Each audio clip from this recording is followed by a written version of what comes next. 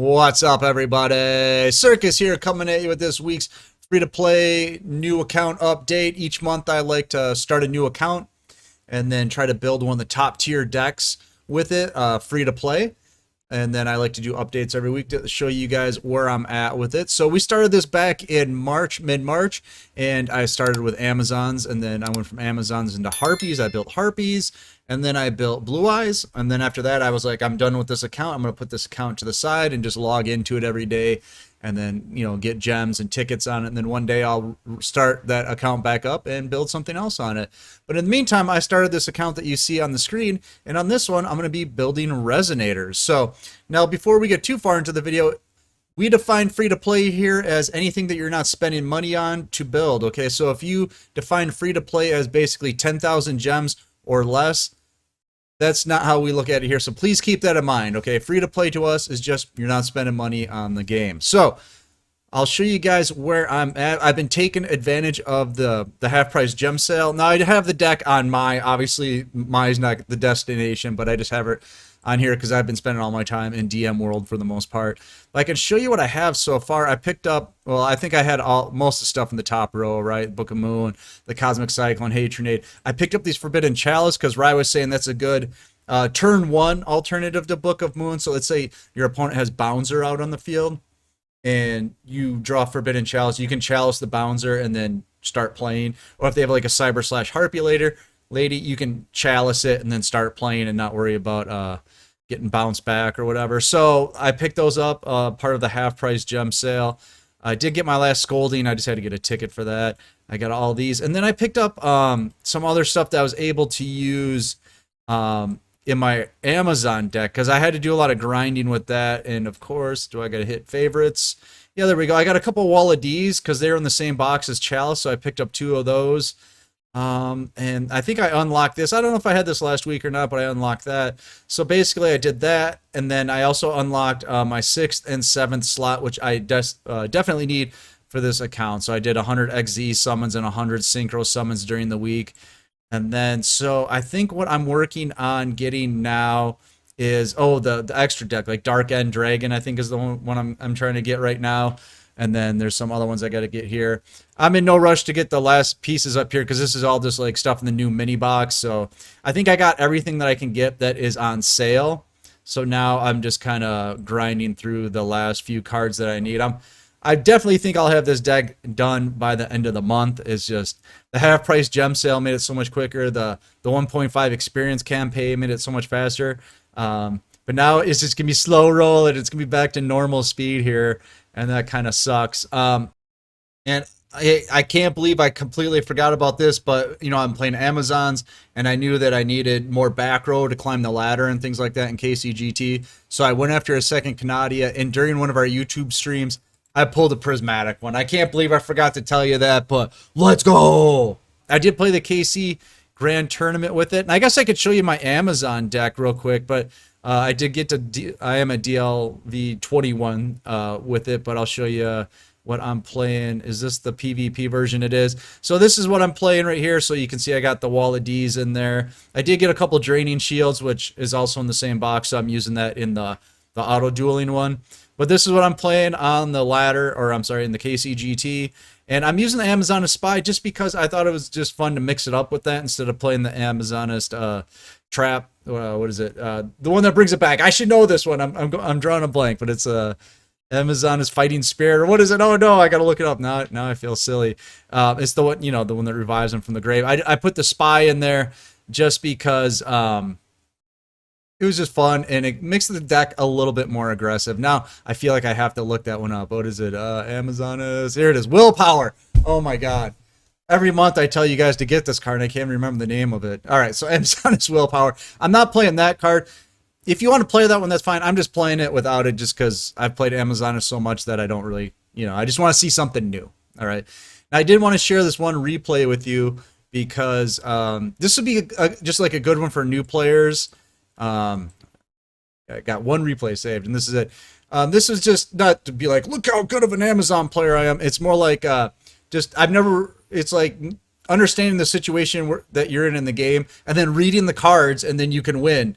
In this one, I'm playing against the new Stardust deck, which I've only seen a few times. I really don't know like the play style very well. So you can see in this game, basically, I read the cards and win because of it. And this is just a great thing to show new players because it's like, all right, if you just take the time, read all the cards, and try to understand how the game works, you can win without, doing a brute force approach. So like here, I just have a real standard Amazon opening, and then he comes out here. Now at this point, I'm like, all right, so he's got all these tuners on the board. I have a Canadia. Now I'm like, I don't want to hit one of these because I started looking at these cards and they're like, oh, you can special summon this card from your hand. So I'm like, all right, he didn't use his normal summon.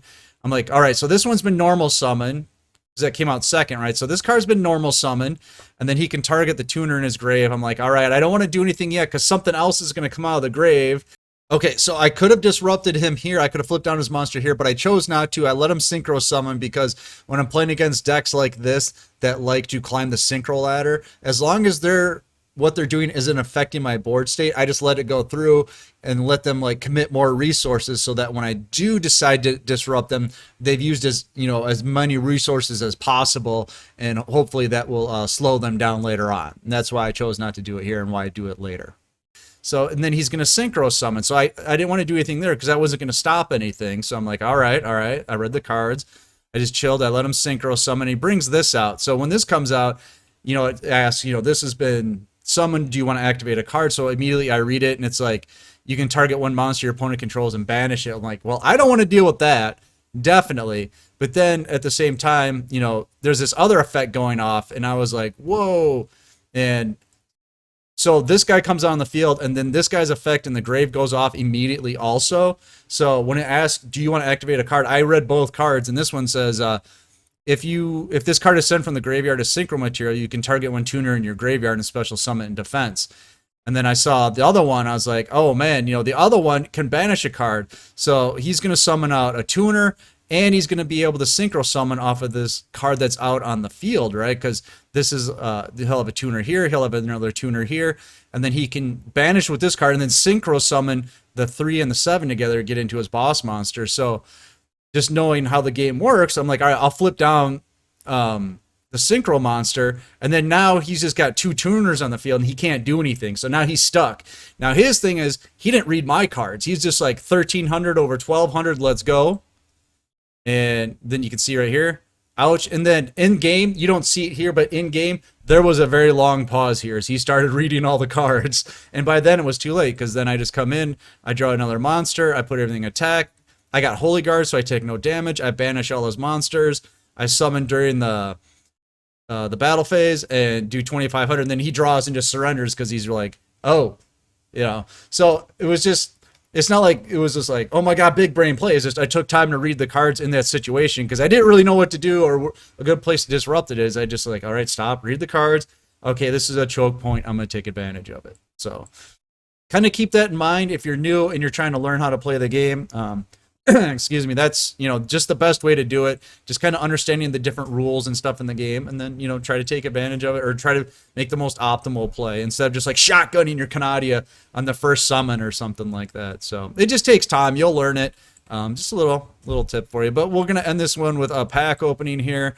I am working, I think it's this one, right? Aerial Assault. I think that's where the Dark End Dragon, or what's his name, Doom Dragon, or which one am I going? This one, Dark End Dragon. There's 2 of them here. A lot of decks are running 2, so I'm going to go for 2. We're just going to shotgun these. Oh, let's go. Oh, man. I did get this. I mean, if I want to play Blackwings, I've had some really good Blackwing pulls over the past couple of months building Harpies and now doing this. All right. Just 1 would be cool. 1 would be epic. Let's go. Oh, come on. Hey, I got my Swallow's Nest if I want to build Harpies, right? And I got a Jet Synchron. Let's go. Oh, it's glossy too. Nice. All right. Another 10 pack.